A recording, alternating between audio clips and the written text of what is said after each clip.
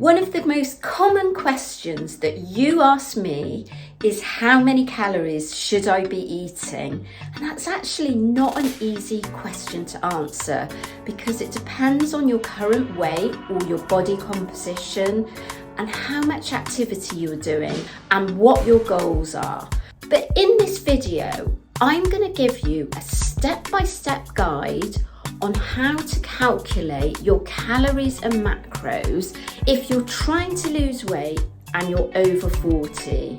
Hello fam, and welcome to my channel. My name's Melissa Neal, and this channel is all about helping you if you're a woman over 40 or like me over 50 get in the best possible shape. And I'm going to be talking about calories.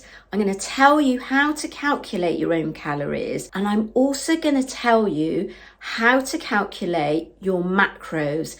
In other words, your balance of protein, carbohydrates and fat, which are just as important as calories. When you're over 40, it can seem like an absolute minefield how to work out what you should be eating. I get so many questions about this. I thought I'd take you through a step-by-step guide to try and just make it really simple for you.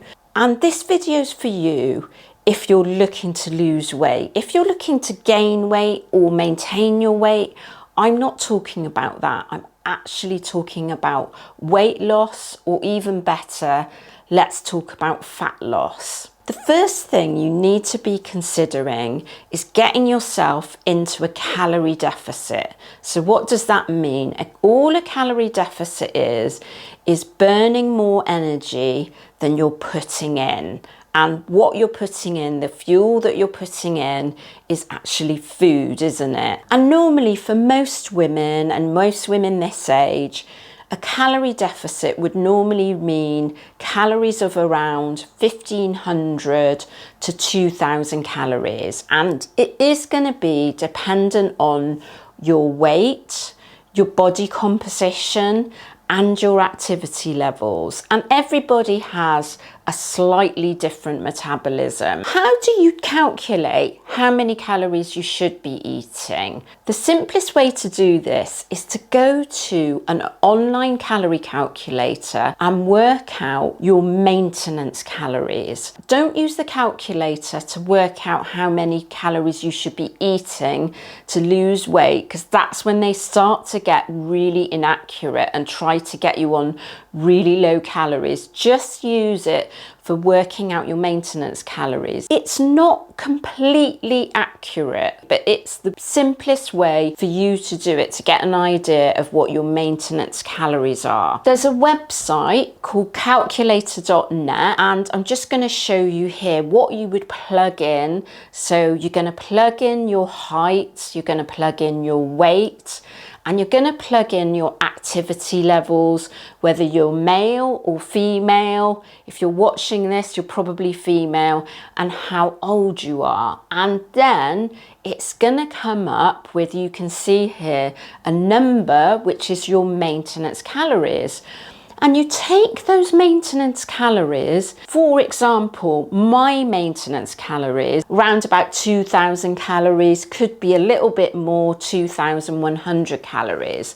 And what you need to do is subtract anywhere between 200 to 400 calories from those maintenance calories. Now, my advice would be subtract a small amount. So subtract 200 to start off with, because if you subtract a large amount of calories, so if your maintenance is 2,000 calories and you subtract 400 and you go straight into 1,600 calories, that's actually quite low and you've got nowhere to go. And normally with the fat loss phase is you'll get to a certain point and you're going to need to reduce your calories, but if you take them really low early on, there's nowhere to go. Also, it actually messes with your metabolism, taking taking your calories too low. So the sweet spot is to have your calories up as high as possible and still be losing weight. So at the moment, I'm in a fat loss phase because I'm getting ready for a photo shoot in around 10 weeks time, and I'm actually on 1800 calories, but my maintenance calories are 2000 calories, and I can tell visibly, I can see that I'm actually losing body fat. So that's the sweet spot, having a small calorie deficit and doing that in a sustainable way that's going to help you to be able to keep consistent and do it in the long term.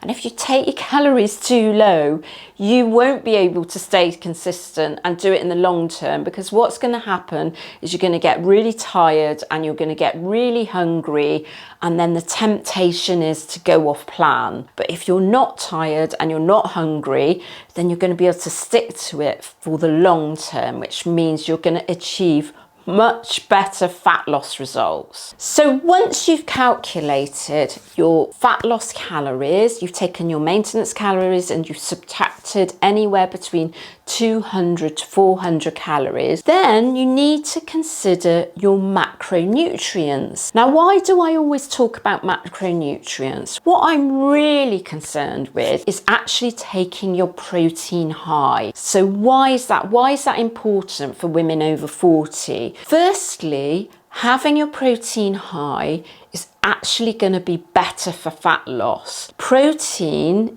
is the macronutrient that takes longer for your body to break it down. So it will take longer to break down protein than it will fats or carbohydrates. Secondly, protein keeps you satisfied, it keeps you satiated, so you're less likely to get hungry, particularly if you eat protein at every single meal and snack. So if you're going to eat protein in the amount that I'm about to recommend to you, you will be needing to eat protein at every single meal and snack. And what I recommend for you is 1 gram of protein for every pound in your body weight per day. If you weigh 150 pounds, you need to be eating 150 grams of protein per day. What would that look like? I'm going to show you some examples of the kind of protein you can be eating. So let's start off with some plant-based ones, because I know I get a ton of questions and comments from people saying, well, what am I if I'm plant-based? So some good plant-based proteins are beans and lentils. So you want to be eating about 200 grams of those. So that's cooked weight. You can actually add things like quinoa as your carbohydrate source, because it's also high in protein. Oatmeal, which is also high in protein, they're good to add as a carbohydrate source as well. And then there are some veggies that are really high in protein, so green beans, edamame beans, broccoli. So look for those kind of veggies that are high in protein, and they're going to bring your protein up. Then you've got protein sources like tofu, which tofu is pretty controversial, but what I would say is that there's studies been carried out on Asian women in Southeast Asia, and what they do find is because tofu promotes estrogen in your system, that they actually don't have the menopause symptoms and don't go through the menopause that we do in the Western world. So tofu, if you're estrogen dominant, probably not a good idea. And then if you're plant-based, you can go for adding in things like nutritional yeast, and plant protein powders are fantastic. Then I'm going to talk about the vegetarian protein sources. So something like 100 grams of Greek yogurt at one sitting is really good. 2 to 3 eggs or egg whites, 100 grams of cottage cheese or very, very low fat cheese like Philadelphia lightest. Then you've also got your whey protein powder. So it's kind of 1 scoop per sitting, normally gives you about 20 grams of protein. Then 100 grams of any kind of fish. It could be oily fish, it could be white fish, it could be tuna, it could be shrimp or any kind of shellfish. And then you've got your meats, haven't you? So you've got your chicken. Go for meats that have 5% fat or less. With chicken or meat, go for about 100 grams of that. Now Now I'm going to talk about carbohydrates. Carbohydrates are completely demonized. We do need to have carbohydrates in our diet because it gives us